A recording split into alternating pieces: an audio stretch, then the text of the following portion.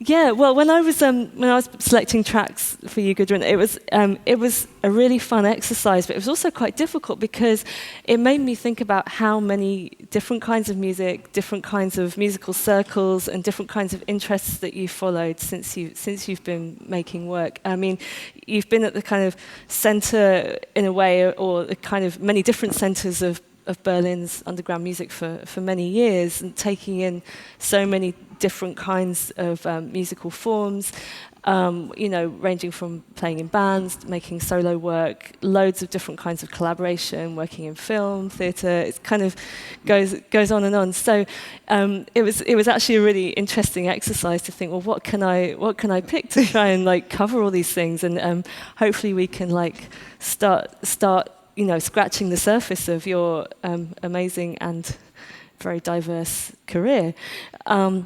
So I'd like to start with track 1, and this is something that I think you will probably know.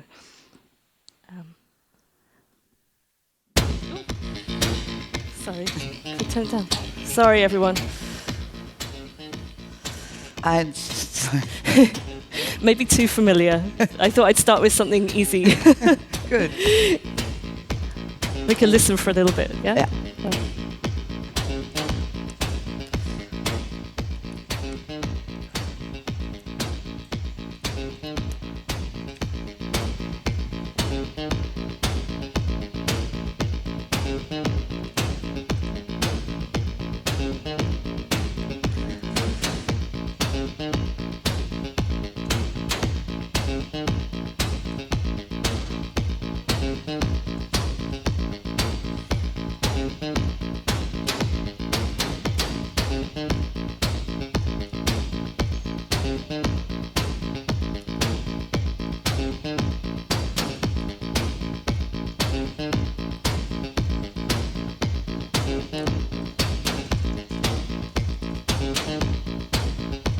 Is that right? Huh?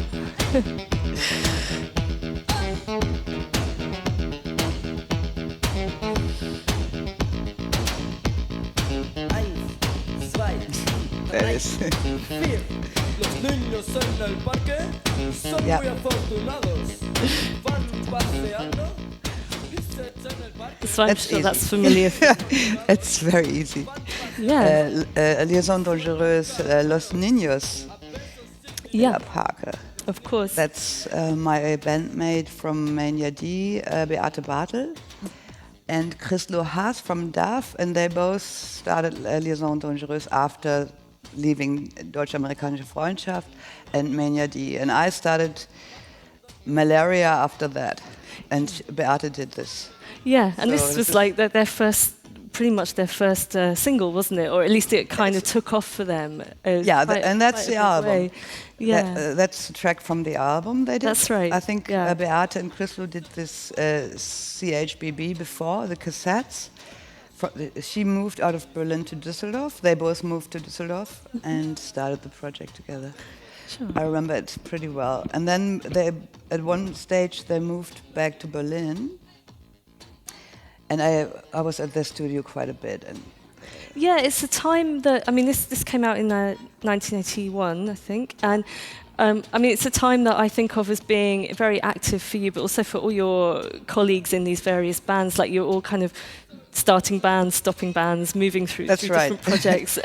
And there's a lot of fluidity between all these different groups that you mentioned. And I wondered what that was like, what the energy was like at that time, and how that came about. Were you all sharing physical spaces as well? Were you all practicing in the same venues, going to the same record shops, things like that? Maybe you can describe that. okay, so before that, because Liaison dangereuse was already she left. Before that was West Berlin.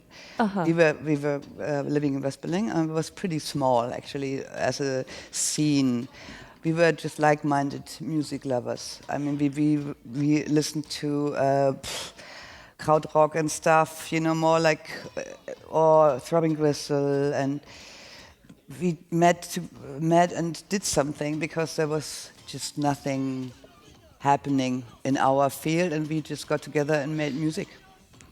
So we had different bands. I Beate and me played with Einstürzen Neubauten at the very beginning during Mania D. First we had Mania D. I think that we were the first. And then Blixer wanted to have a band as well. So we joined, Beate played bass, I played Korg MS-20, and then Suse played drums at one point. Andrew joined in, played drums later, and then Blixer. And then we had another band, Liebesgier, with Frieda Butzmann, and like lots of bands at the same time. Yeah. And it was just, there was no musical industry. No, you know, something like this was impossible in those days because it was this very small scene of people just doing something. Yeah.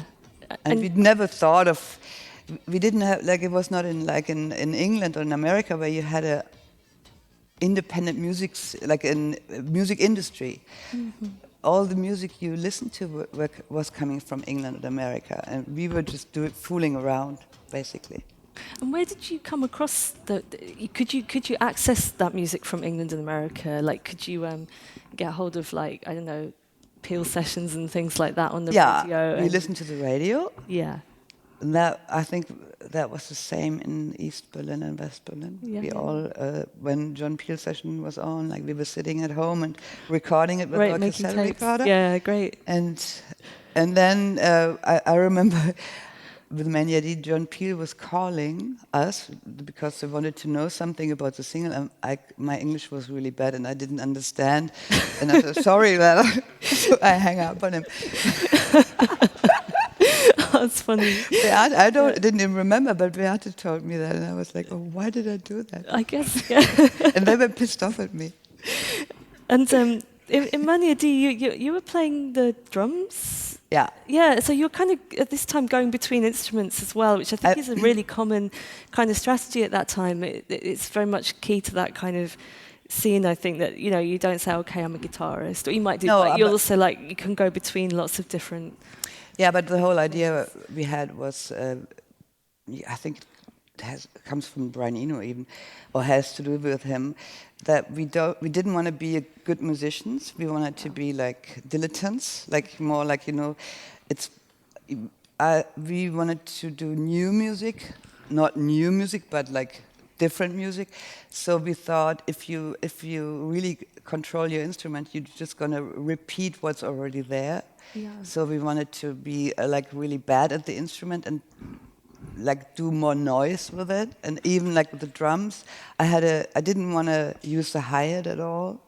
I wanted to play the toms and the bass drum, like only the deep stuff. Right.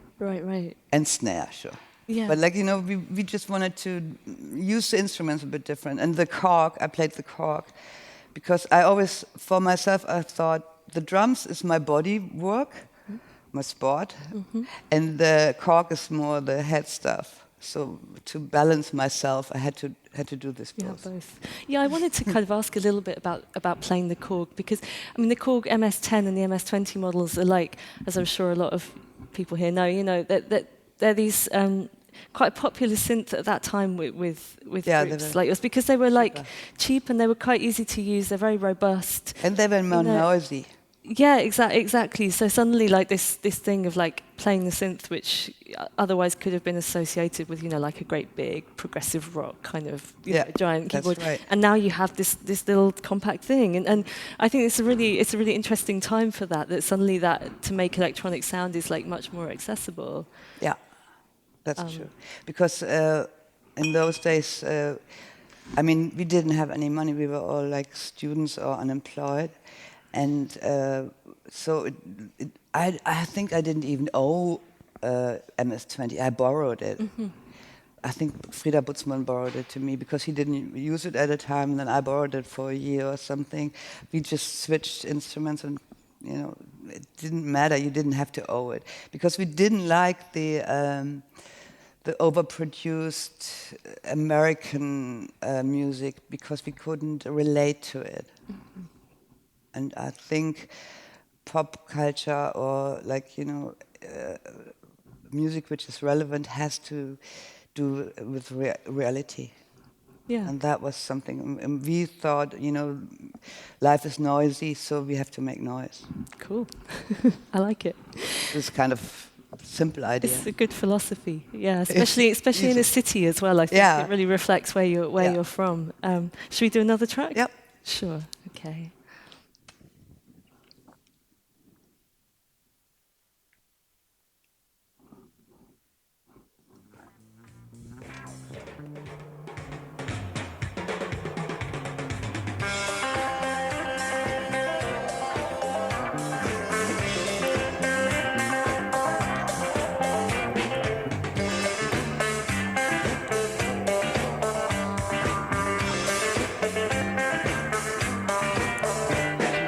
Komşumiye gel yanıma leyleyli begavi.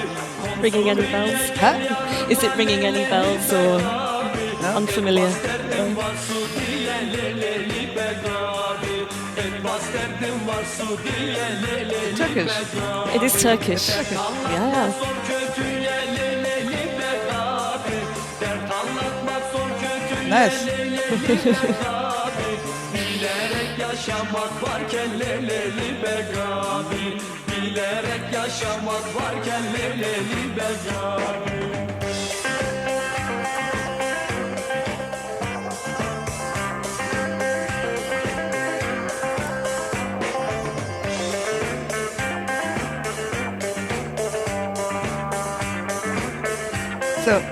So what is it? Okay.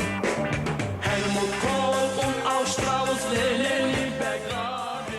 Well, you were It's Turkish. Turkish and German. Yes, exactly. German? He's just singing in German now. But yes, it is Turkish. You were absolutely right. I wasn't expecting you to recognize that one because it's quite a odd track. But I wanted to. No. I wanted to play it to you because, well, I'll tell you why in a minute. But that's a band called Dördiyoklar İkilisi, and they were a duo from Hamburg. All right. Early 80s, late 70s, early 80s. And yeah, I mean, I think it's a really fun track, but Yeah. also it kind of made me want. It sort of puts me in mind of the album that you recently released, the Vogel Mixer album. Heimatlieder aus Deutschland, Yeah. Although I mean, I know this is like much earlier, but it's also a product of the kind of multicultural Germany of that time, which is obviously continuing now and is even more so. Yeah. And I wonder if what's your kind of reaction to hearing that kind of Turkish sound? Do you like recognise that straight away that it was? I recognize the Turkish because I mean Berlin is has a big Turkish population, and you hear this music all the time. Actually, when I was in Istanbul the first time, I felt comfortable immediately because I know it from Berlin. Yeah. This feeling and the people, it's a bit more lively in the streets. I really enjoyed it actually. And yeah, Heimatlieder aus Deutschland is a little bit of a different project. I just remixed a whole album with tracks of. Actually, the music is older. It's not like pop music. It's more like traditional music from 15th century and later, from different countries, but all musicians who live in Berlin and keep their tradition. They still do music here, Berlin and Augsburg. And I did a remix album from this, and it's called Heimatlieder because they do live in Germany for a while. Yeah. So they come from different countries. I think it's really interesting because a lot of people are changing places these days. Like when I do this 4 Women No Cry series, some women, where I have this compilation with 4 women from different countries too, then you have one Austrian woman living in America. So where does she come from? Right. Yeah. What do you write? Like, Yeah. a lot of people change places, and this Heimatlieder aus Deutschland remix is a different thing because it has to do with it's a little bit more of political work because of the situation in Germany, that the refugees, and a lot of Germans are not welcoming welcoming it. And they don't, because they don't know it. I think they can't get a grip to it. It's like they're afraid because they don't know any other countries. Like this is really kind of horrible, and I'm really ashamed of the Germans who attack refugee camps and stuff. Yeah, I mean, likewise in the UK, I think there's a it's lot really, of intolerance right now, and it's really shocking. I mean, so who are the originators? Who are the originators of the Heimatlieder project, and what are they kind of hoping to do with it? Do you think is it just to kind of increase awareness of other communities? Yes, really.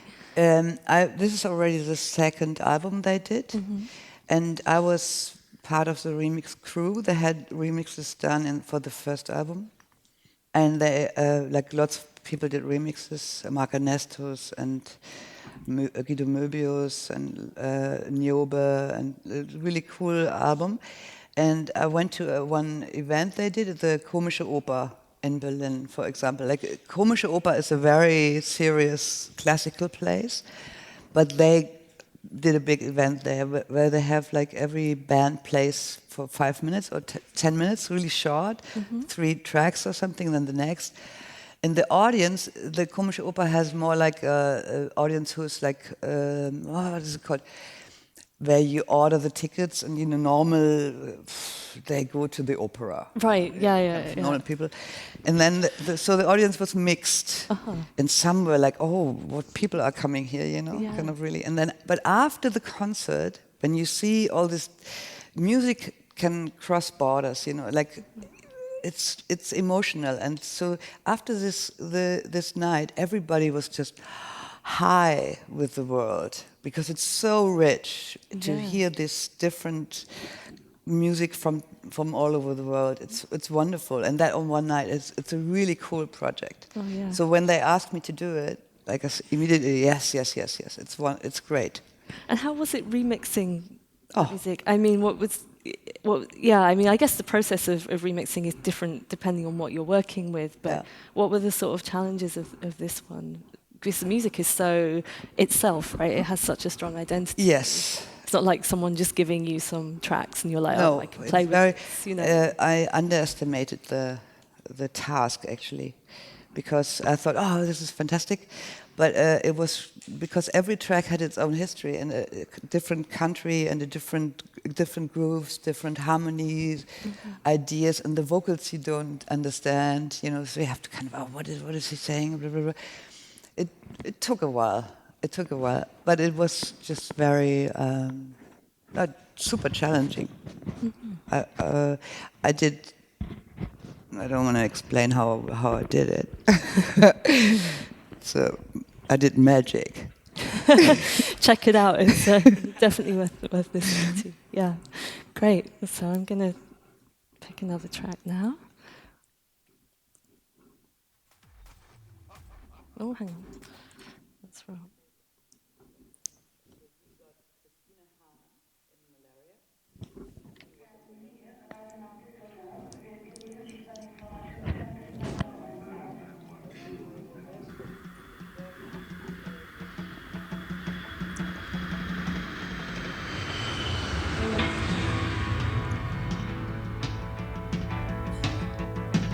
Oh, that's neu, or?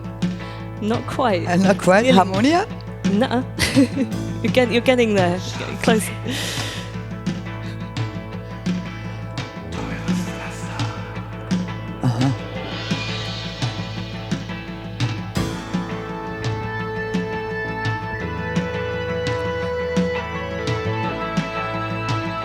Sounds like Rota.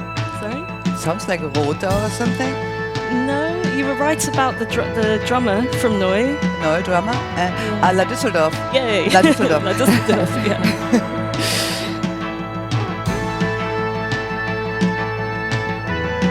Great. I love them.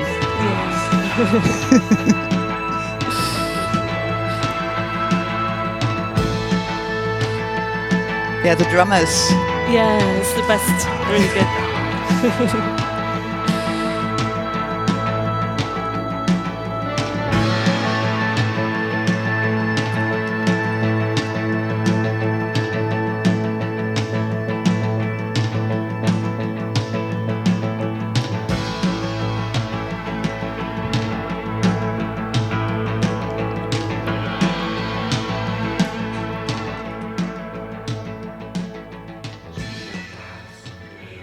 Yeah, La Düsseldorf, yeah. Good guess, La Düsseldorf. Yeah, of course. Because you mentioned just now that when you were playing the drums, you just went for the toms, and I was thinking, well, you know, I wonder love if Klaus Neu. Dinger is an inspiration. I'm for like you. really, Yeah. I'm a big Neu fan. I always was, and for me it was like a real discovery. You know how they did the album. Like I just read afterwards that on one. They didn't have enough tracks, and they just slowed it down and put it backwards with one track and stuff like. Nice. Yeah. It's that really kind of pragmatic. Yeah, you know. super. Yeah, it's really cool. And the Neu is something. I'm not such a follower of anything, but Neu is, I think, the band I still like when I have a moment and alone, and I turn on some loud music. I play Neu. I really love it. I just love it. That's great. What's your what do you put on? Which track do you put on? Whole album. Yeah. Well, I like they're long tracks. It's only 3. So. Yeah. Yeah. I like the black one, the white one, and the pink one. Yeah, they're all pretty good. Yeah, they're all pretty good. Yeah, I mean, I guess in terms of like. And just like Neu, Ausrufezeichen. Yeah. That's how we have the malaria exclamation mark. We stole it from Neu. Oh, really? Okay, I didn't know that. Yeah, I wanted it in there. I think, out of all the bands that get called krautrock bands, I think Neu are like the ones that are kind of closest to this idea of new music and also kind of DIY music in a way, because obviously, especially with Can and Faust, really great bands, but in a sense they are rock bands, right? Yeah. And that they do follow that to some extent, whereas with Neu, I don't know about you, but I always feel like they're kind of edging closer to like some kind of disco or kind of space. It's kind of much less kind of masculine in some ways as well. Like Rota's guitar is quite delicate. They're really interesting. Yeah, in that way. I love, and the drums are really. And the drums are really. And how great, they just play on the melody and repeat it, and then the vocals just something like not really singing. Yeah. It's cool. It's very just. cool. And with La Düsseldorf, you get all the synths coming in as well. So it's like, big synths, and then like the punk voice. Too, and, punky definitely attitude. punk. What I always like. But then I think they got a little bit of a revival with a lot of bands like appreciate them now. But in the 80s, like nobody knew them. Really? I think I bought the Neu records in America. Really? Because wow, you okay. couldn't get them here. That's really interesting. Because I was going to ask you how you first heard bands like Neu. Like, were they popular? Me and Blixer were there. Right. Yeah. We loved Neu. You were standing up for them. Why didn't people like them? Was it just because it was old by then? They were like, this is from 10 years ago. We don't really. There was just nobody knew because German music didn't count. Right. It was more everybody was listening the radio and was listening to English and American music. So German krautrock wasn't. We liked it, but like a lot of people didn't like it because they thought it's just like a bad copy of American music. That gave krautrock a bad name, kind of. It's interesting because in the UK at that time, it wasn't like a massive thing, obviously, but there was like a hardcore of people that really, really liked it and probably had this quite, idealistic idea of like German music from. So it's like it's funny, isn't it? It's like the kind of distance maybe between the two. I know. I mean, yeah, I don't know. I really like it. I still like it, and it really. I think it didn't grow old. Mm-hmm. Some music, and it changes through time too. But some music is like you like at a time, and then it changes. Like you listen to it 10 years later, and you think, "Oh no, I can't listen to that now. Yeah. Why did I like it?" But with Neu, it's still good. Still good. Still Better, I think Noise better than La Düsseldorf. Yeah, I thought maybe it would be a bit too obvious to play noise. Oh. I thought I'd try something a little bit different. Okay. And also because Okay. it's Klaus Dinger and of Yeah. course the drums are, I think also like there's this kind of lovely linear sense to the music, which, you kind of hear an echo of that when you listen to techno, when you listen to electro. All these things are kind of, working together in a way. Yeah. Okay, next track. That's a nice blind date. Are you enjoying it so far? Is it okay? I like that. We're getting on okay. All right. So it's still going. Sorry. It's very long.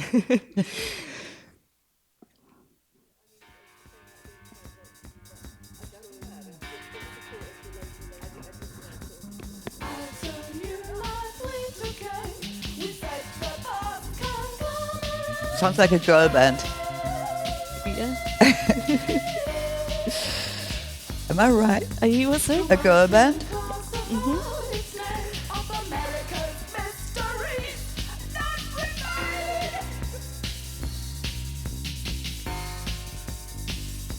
But I don't know which one.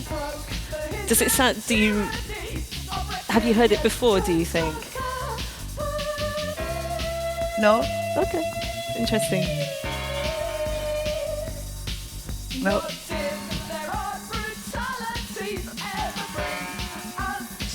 Not Chicks.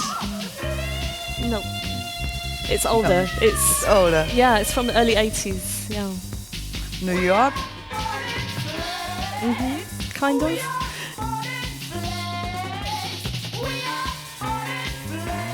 No. Okay. It's not Bush Tetras. No, it's not. But it's. I could see why you would say Bush Tetras. It's actually Essential Logic, who were British, but this track, Born in Flames, is a very New York track. Yeah. Because I think actually it was recorded in New York. There's some American musicians on it. Laura Logic was making it there, but it's also used as a soundtrack for the film Born in Flames, which is kind of like a sort of feminist punk film from about 1982. So I was wondering if you might have come across it. No, but we were quite often. I didn't follow them, but I knew of them. Sure. But I like the Slits. Yeah. And we played with the Raincoats of Slits and Bush Tetras and Kleenex were there. I never played with them, but there were lots of female bands in the 80s. Yeah, Essential Logic also, Laura Logic also played the sax, which he had a sax player in Mania D. Genau. And although she's not playing on this, but again, it's that thing of having the kind of traditional instrument that sounds a bit, Laura Logic, DIY. I really liked her, but I didn't recognize it. Okay. I don't know. And then I thought of how the singing, it's a little bit like the Chicks on Speed sometimes sing. Absolutely, yeah, right, very similar, yeah. But then the arrangement of the track, it's older, but It's quite unusual, isn't it? It's quite jazzy almost. Yeah. It's not like the kind of noisy DIY kind of sound. But you mentioned that you were in America, and I know you spent some time in New York. Yeah. And when was that? That was early 80s? The early 80s. Like, I think Mania D played in New York as well, where Thurston Moore was there and loved it as Tier 3.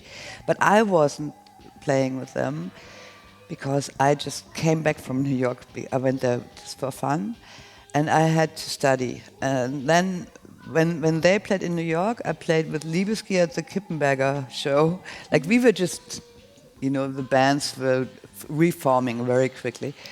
And with Malaria, we did it more serious, we really went on tour, and we were very often in New York. There was this Berlin-New York connection. Right, who was that through? Like, how did that come about? Were there particular bands I think or people? The tickets were kind of cheap because you could fly through East Germany. We went via Warsaw. Right. Nice planes, really loud. But you couldn't fly to Scandinavia. To fly to Scandinavia was much more expensive than to fly to New York. Wow, crazy. And to England, you would drive because the ticket prices they were really different. And so and the scene was similar. There was more like this kaput city, broken, kind of dirty, a little dangerous. Berlin was kind of fucked up, and New York was fucked up, and it kind of fitted. Yeah, right. I guess so, because at that time New York obviously was going through huge I just troubles. was in New giant York 2 recession. weeks ago. Yeah. Very different. Right. Yeah. Very. Very different. So expensive. Yeah. And so clean. Yeah. Yeah. It's like, wow. And so when you were in New York, I mean, I don't know, I guess I could say, what was it like? I mean, I imagine it was a really amazing experience to be young and to be going to New York at that time and playing with, yeah. you know. Yeah, we had lots of friends, and we got in all the clubs for nothing, got free drinks and lots of cocaine, and it was fantastic. But no food. No food. So I had a problem. Yeah, it's true. I was really starving. I didn't have any money. Right. I got everything else was for free, but I needed a donut. so luckily, like a friend of mine from Boris Police Band, he's really cool, a musician. He did this great solo show, and he helped me out with some donuts sometimes. It was kind of that was a problem. And did you collaborate with any musicians while you were in New York? I met Glenn Branca. Uh-huh. I was a big fan of Glenn Branca. And Christina Hahn played with Glenn Branca. So we got Christina Hahn in Malaria. She was in Berlin then, and she played in Malaria. And then a birthday party were there, because the first gigs we played in Washington, D.C., we did double bill with a birthday party, so they were there. And then some English music, like mostly we cling together with the Europeans, actually, in New York a lot. And then Adele Bataille from the Bloods, Bush Tetras, like lots of people. But mostly, I think in New York, I learned to see Europe. Right. Suddenly I never thought Europe was like something important, but when we were in America, suddenly I bound with all the Europeans who were there, and then I felt like, oh, he's from Italy, he's from England, he's from there, and somehow we felt close. Yeah. Like, yeah. And then I developed a European feeling. Yeah, and you said you played in Washington D.C. as well, and of course there was the whole kind of D.C. hardcore scene at that time, and I guess I can imagine that you would have felt so different to that. There were bands like Black Flag and Minor Threat playing, and it's such a different kind of aesthetic in a way. It's very masculine. It's very loud. I mean, obviously you were making birthday loud party were too, pretty but masculine. I have that's nothing true, against but it's that. kind of a different sort of energy, isn't it? Yeah. The hardcore punk energy. Yes. Birthday party energy. Did you come across those American hardcore bands at all, or was that just not on your Yeah, Henry Rollins. Later we met him, and then we got good friends with Foetus in Thurwell. Oh God, lots of people, and we played with. We met Kid Creole. Oh, right. He was a fan. Wow. We made lots of friends there somehow. Yeah. Even different music. I don't know. It was fun. Sounds great. And I don't remember so much. So long ago. It must have been fun. Yeah. So, okay, next track. Certain ratio, new order. Everybody. Yeah, all with it. Actually, the track I just played you, the Essential Logic track, you mentioned that you knew Adele Bataille, and she is in the film that's the music for. Yeah. So it's. I think I heard about it. I didn't see the movie, but I heard about the movie. I didn't see it. It's interesting. It's just been kind of remastered and kind of coming out again, and it's definitely worth checking out. Okay, good. It's good fun, right? And Lydia Lange. Yeah. Friend. Wow. You know everybody. It's amazing. So this next track, I'd be interested to see if you know this. Okay. I was a fan first. I wanted to see the No New York stuff. I was a real big fan of this album. So I wanted to see Lydia Lunch. And did she live up to what you expected? She stopped when I was there. She didn't perform as Teenage Jesus anymore. Okay. Well, So I was a bit.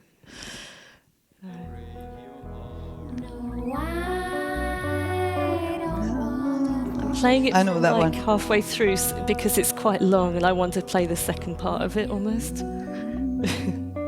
I'm sure you know the song, Yeah. but I wonder if you know who the singer is. So I'll give you a few minutes on this one. With you.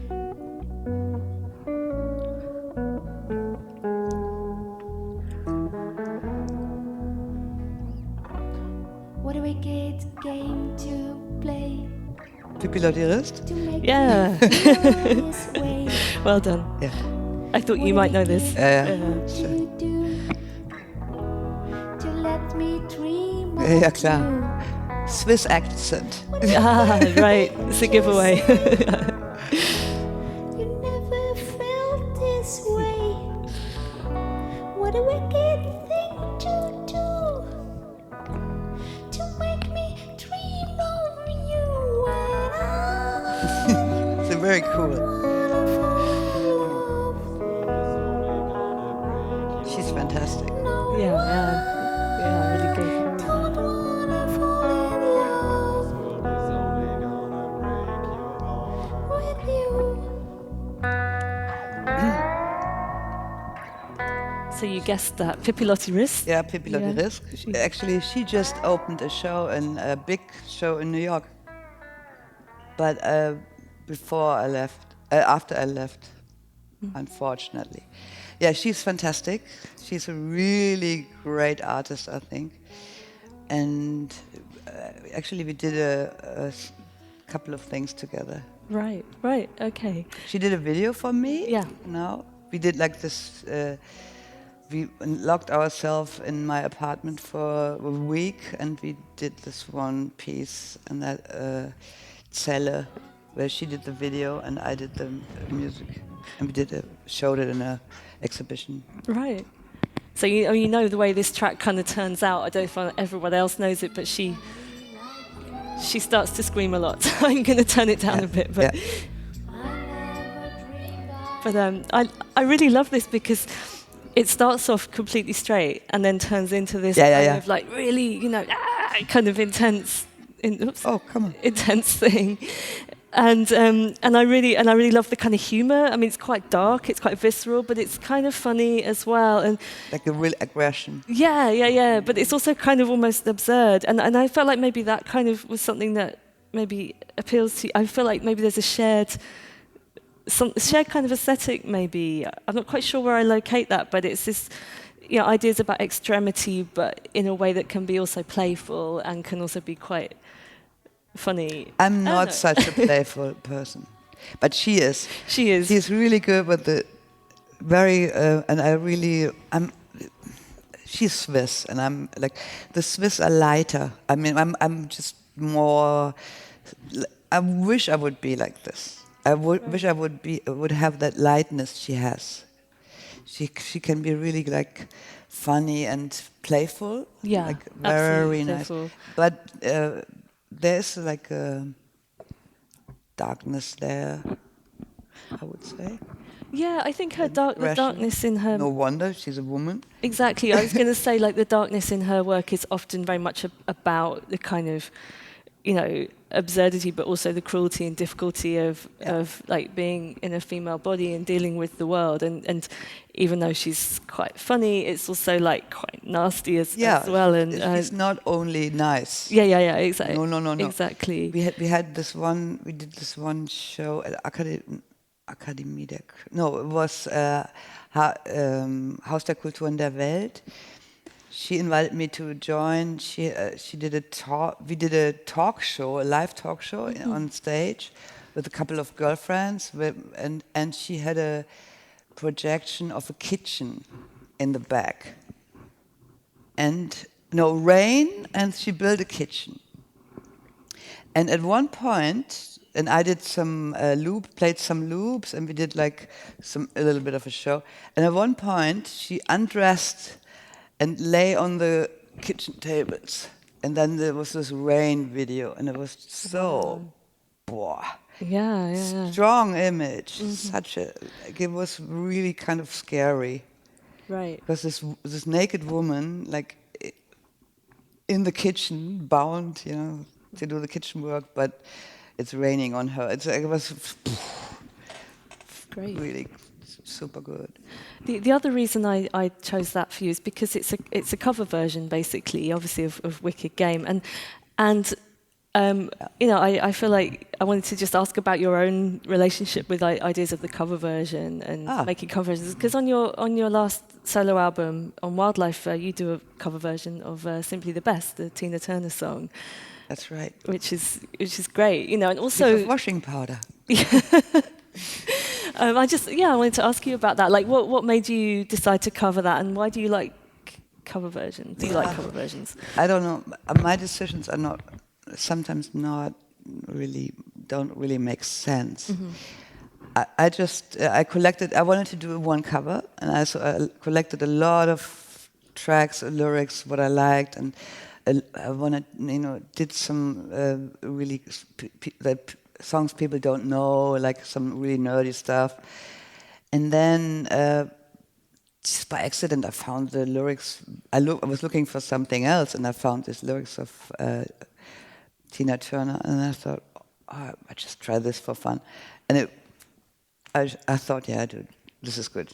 I do this. Yeah, wow. Because nobody expects anybody to do that song. So exactly. Yeah, exactly. I think it's. It's interesting. Your version of it is like it's quite low key, isn't it? It's not like you're not like doing an anthem. You're kind of taking it right down to something else, and which makes you really think about the lyrics. Like you say. But she didn't even write it. She didn't write the lyrics, which I found. Oh shit, she didn't write it. But it doesn't matter. I think. No, I don't think that matters too much with a pop song. It's about interpretation, isn't it? Yeah. Yeah, actually, I heard the original a couple of weeks ago on the radio, and it's very different. Right. She really simply the best, and I'm just simply the best. So I don't overdo it. But it's like you kind of do something with the power structure of the song, because it's a really powerful song, and you kind of bring out the kind of less powerful aspect of it. I guess it's actually a song about intimacy, and maybe not to read too much into it. I don't know, but I like the idea of taking a very I can't popular sing, song. so that's No. it's true. Ask my boyfriend. He always tells me to stop. It's true. I'm not very good in tunings. I think the idea of covering a really, really popular song is interesting as well. And I was thinking, like, what was your relationship with pop music? Obviously you were very much involved in underground music pretty much your whole life, but there's also that sense of like, what can you do that's subversive with the pop song? And like, where do you sort of sit now in relationship to pop like really popular pop music? Do you ever listen to it and think, okay, there's something interesting there? Or, I mostly don't. No, I don't listen to it. What is pop music? Is it the charts? I guess it's a difficult. It's a difficult question now, isn't it? I don't. I'm mostly surprised. I don't know it. I listen. I think it really changed. I still have a different idea about pop music somehow, but the charts is not. I don't know. I don't listen to the charts at all, so it doesn't affect me. Because now I think one can listen to different stuff. I don't follow it. I'm not interested. Yeah, I think a lot of people making electronic music now like take on ideas from mainstream music in certain ways, but it's maybe more about kind of process than doing a cover version or something like that. But the Germans charts, for example, no, I don't listen to it. No, I have no idea. But I have, But sometimes I listen to the radio, especially when I drive the car, since I have a driving license now. Wow. I love to listen to the radio in the car. And mostly I don't like the music, but sometimes there's a pop song which I like. It's, I don't know, but very rare. But my idea of music has to do with pop. That's true. Yeah. But not a cliche pop. More like a little different. I don't know. I can't explain. That's okay. It's hard to explain your own work, isn't it? It's like Yeah. you do it. That's enough, right? Okay, let's try something else.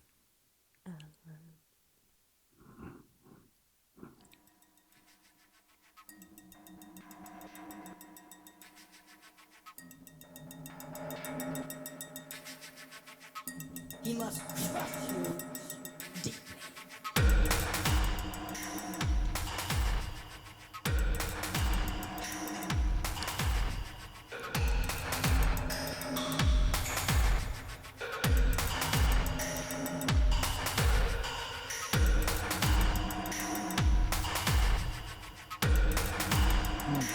It's something new. New, okay. It's something new, yeah.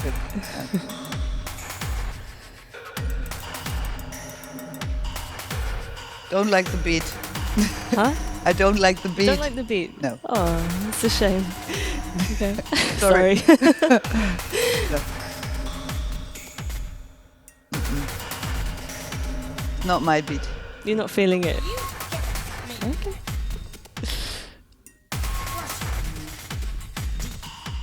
Sounds a bit like Neubauten, but A bit like. a bit like Neubauten, but I don't know. Oh. No. No, Industrial. it's a new artist, but you're right. There is definitely an industrial influence there. There's a new Berlin-based producer called Gia. What? Gia. Yeah. No.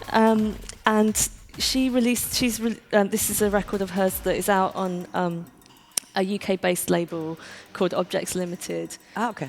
which has been set up by a musician called Lara Rix Martin, and her aim with the label is to mainly release music by female artists. Good. Which is, I thought maybe it brings us neatly on to talking about Monica, your label. But yeah, so I mean, it's a shame that didn't quite work for you, but I'm Doesn't sure matter. in Doesn't support of the label I just as a sort of female producer. I mostly don't like the more industrial influenced music. Right. So that's It's not. too kind of heavy or too kind of derivative of older music, or just not physically feeling it. Maybe it's I'm not physically feeling it, and maybe it has to do that I'm always confronted with them because I played with Neubauten for 1 month. That people think I'm I like industrial music, but I don't. Right. Yeah, that's not why I chose it. It was more like, but yeah, you're But right. maybe I Actually, but overreact. subconsciously, maybe I'm thinking, yeah, this is the one because it's from an EP with like 5 tracks, Okay. and the others are not quite as industrial as this. So maybe I went for the industrial one. I was like, oh yeah, Gudrun will like that. I was wrong. But I would like to talk a bit about Monica, the label that you set up. You set it up in the 90s, 97? 97. Yeah. So next year we have 20 years. Wow. Monica. Congratulations. Yes. That's great. And we are it's still preparing going the strong. year.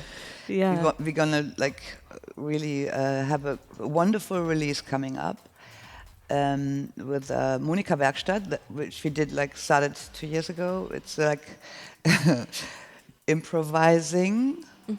Together we did a recording session in this summer with 10 female producers from the Monika Moabit surrounding.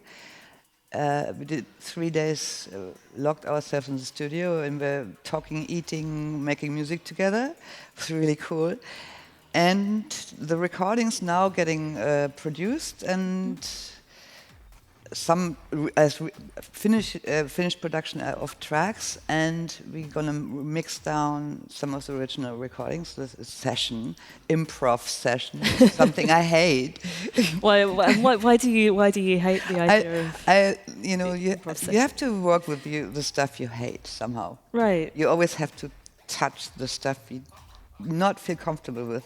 That's Yeah, yeah, interesting. So, yeah, I don't know. I'm always kind of scared of improv because it can be so boring. And but this is different because we're going to produce the tracks plus have some of the original material. It's going to be a double album, and next year I'm going to spend all my money and releases, and then we're going to have some workshops and some concerts with it and stuff. Right. I'm Great. very much looking forward. Oh, that's really exciting. So we don't give up. We yeah. even push it a bit. Great. And I think we're gonna have a party with a shit catapult and karaoke Kalk because they have a 20-year anniversary as well. So we kind of joined together. That's interesting. So that time, the sort of late 90s, is actually, it seems like another very, very active time for music in Berlin. Like a lot going on for you, but also for others as well. And what was the kind of, why did you set up Monica? I mean, obviously many reasons, I'm sure, but what was the kind of impetus behind wanting to focus on music made by women? Did you feel that we just weren't represented? It's not, I mean, originally I'm very interested in the production of in culture by female artists, and then I just thought nobody else brings it out. Right. So it's kind of why, because most labels do male music. So I thought that's eine Marktlücke. I don't know, German word for that. What? Huh? Gap in the market. Right. Gap in Thank the you. market.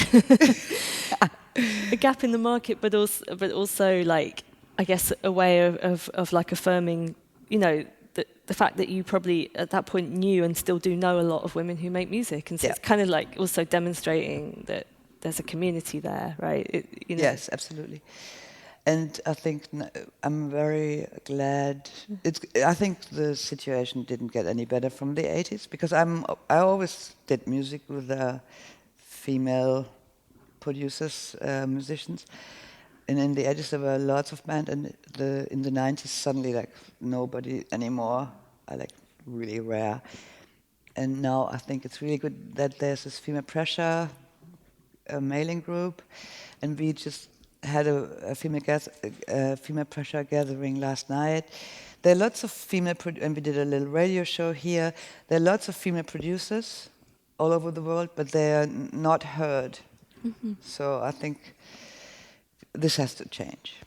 I think kind of initiatives like, labels or groups like Female Pressure, I mean, it's especially as so many people like of any gender like are working on their own now. Like I guess a lot of the people here for the conference, you might be a solo artist, so you're working, away from physical communities. So you start nowadays you need to be a solo artist to survive, kind of. Right. Because who can afford a band? The problem is if you're a solo artist, you are solo. You don't have mostly you're out of a community. And that's good with this Female Pressure mailing list and gatherings that you meet others to exchange your experiences and stuff. And that was really good with the Monica workshop as well. These were all solo artists. And then when you see them, I was a bit scared when they all came to the studio, because they're really. I mean, every solo artist is kind of an ego itself, and it has its own world. That it's going to be complicated with this 10 different solo artists, but fantastic. Everybody was like really open to see what the others are doing. Are you using this equipment? I have that too, blah, blah, blah. And this kind of stuff. And are you working with this booker? I have this one, and I have really bad experience with them. Like just exchanging information. It's really cool. Great. I look forward to That's hearing what men do all the time.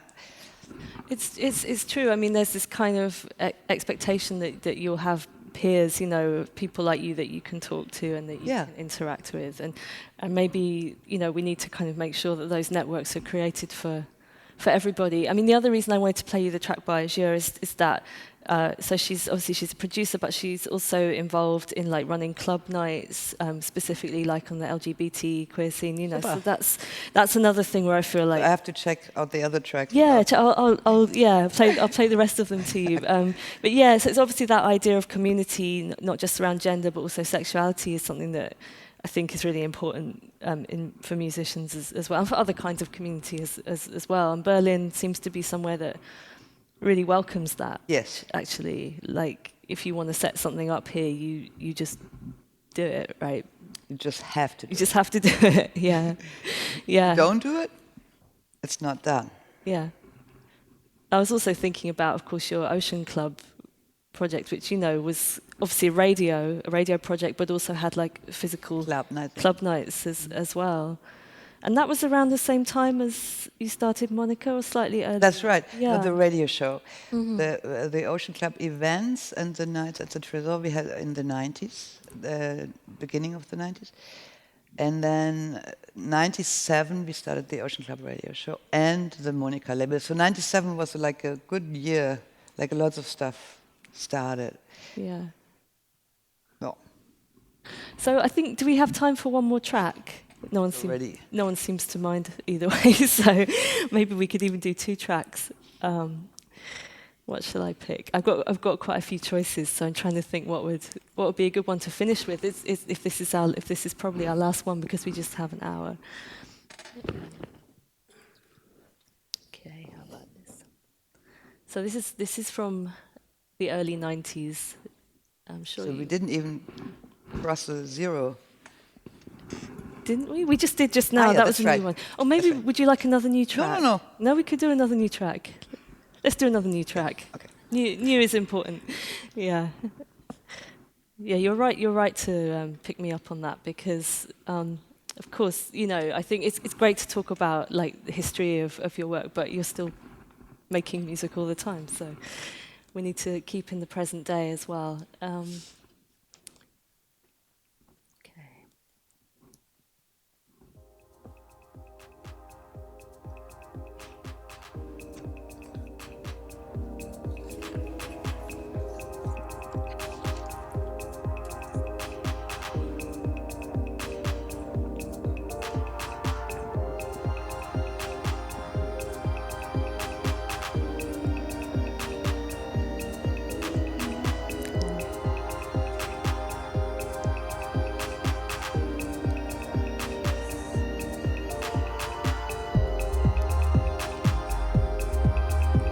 Do you like it? Could be the 90s, huh? It could be the 90s. Yeah.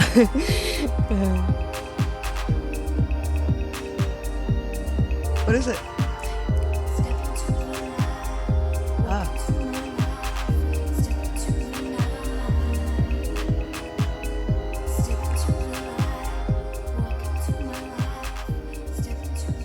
We're short of time, so I'll tell you. That's so. This is an artist, LA Vampires, who is Amanda Brown, who runs the Not Fun label in LA. I don't know if you know of them, the American label, with a producer called Octa. So I wanted to play you that, not so much because I thought, oh, you'll know it. I kind of thought maybe you probably wouldn't, but just as a kind of prompt to like talking about this idea of it's very much like a kind of the label it's from, Not Fun. It's got a really kind of bedroom DIY, making music at home kind of feel, and that's something that I know has been really important to you with your own kind of work with dance music. Like it's, you know, it's music that can be in a club, but it also can be kind of quite small and quite contained. I'm a big fan of the lounge in the club. Yeah. You know, not the club, but the other room. Right. Yeah. The other room. The other room. Yeah. It's my room. And what happens in the other room? You can listen, you know, and you can sit and I like experience. actually I love stuff from Los Angeles. I really like Dub Lab Radio, and Daedalus is here, by the way. These guys will have probably been on Dub Lab. It's definitely that kind of I scene. really like all this kind of stuff there. great. It's a great musical scene there. It's interesting because quite a lot of the musicians on that scene have come out of originally playing in quite sort of noise, you know, quite loud, like quite abrasive or very sort of scrappy sounding noise music, and then there's this kind of over the sort of late 2010, 2011, there's like this shift towards working with these kind of more gentle, kind of housey sort of textures, which I think is interesting. You know, quite an unusual kind of shift. But that's actually a shift that you made, going from punk music to techno, basically. But techno at the beginning was a little bit like punk. Right. You know, at the Tresor, the Jeff Mills, like, was pretty raw and different. And it was just, Berlin, you can't get away from... When you live in Berlin and you go out, you have to... you're gonna hear techno. It's just... It's the everywhere. soundtrack Yeah. to the city. And it's quite good compared to other cities, Yeah. I think. Yeah, I'm sure most of us would agree. It's definitely like this is the place. This is the place for it. It must have been really exciting to be here when that was actually taking off as well. I mean, like, it must have felt very new. Yeah, and everybody, you know, nobody knew me because nobody asked about the 80s in the 90s. Right. That was Interesting. really nice. Yeah. Well, it's funny because, like, you just said that this track could be from the 90s, and you're right. You know, I that think it is kind of feels you know, like it. I mean, it was made like a the claps and couple stuff. of years ago, but you're exactly right. Like the sounds and the textures from that time. I feel like musicians working now, there's a sense of like taking sounds and ideas from all kinds of periods and mixing them up.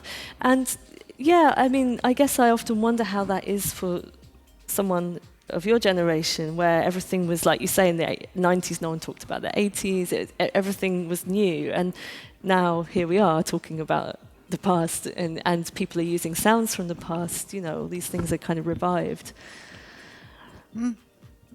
I'm just very excited about the project I'm working at the moment. So it's that kind of, and we didn't actually, one thing where the past comes back to the future, for me, it's like I just finished an album for Myra Davis, and I did the music together with Beate Bartel. That's right, yeah. From Mania, where I started in '79 with Mania D, and with her she did half the album and I did the other half, and we were working on this album now. Like, this is really strange for me.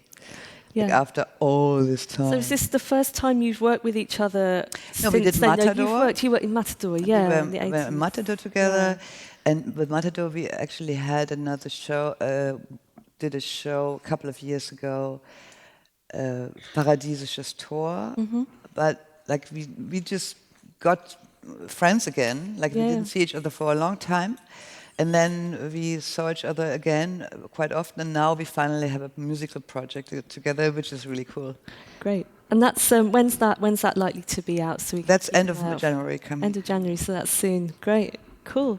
Well, I think we've run out of time now. So thank you very much, Gudrun. Thank you. It was really fun. Thank you all for listening. Thanks.